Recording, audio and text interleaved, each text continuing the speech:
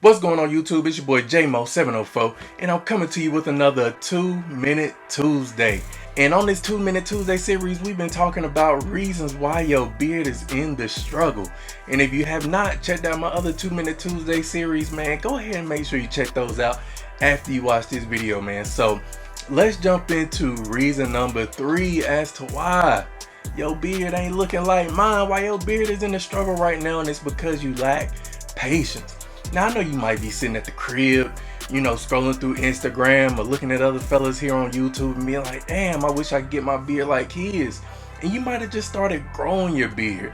You might be a month in, a few weeks into your beard journey. You might be like, man, I don't know if this is really for me. And I just want to encourage you guys to remain patient. You know, that's all we preach here on this channel, man, is being patient and being consistent. Because when I started growing my beard, man, I'm not gonna front, man, I've had my beard now for several years, and I was just like y'all, man. I was debating on, should I cut my beard, should I keep it? You got to give yourself some time to find some proper products that are really good for your beard and products that you really enjoy. You really got to give yourself time to really even figure out, you know, how you want your beard to look, you know. So if you're thinking about cutting your beard, if you're thinking about, man, is this really even for me, man, I don't know. Hey, I just want to encourage you to remain patient upon your beard journey.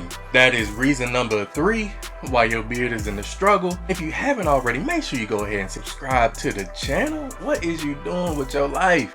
You know, every Tuesday I'm coming through with these 2-Minute Tuesday tips, as well as beard product reviews, beard tips, and all of that good stuff, man. So as always, man, if there's ever anything that you want to do in life, remember that it requires patience, consistency, and more importantly, man, hey, on this journey, it don't happen overnight. So until the next video, y'all, peace.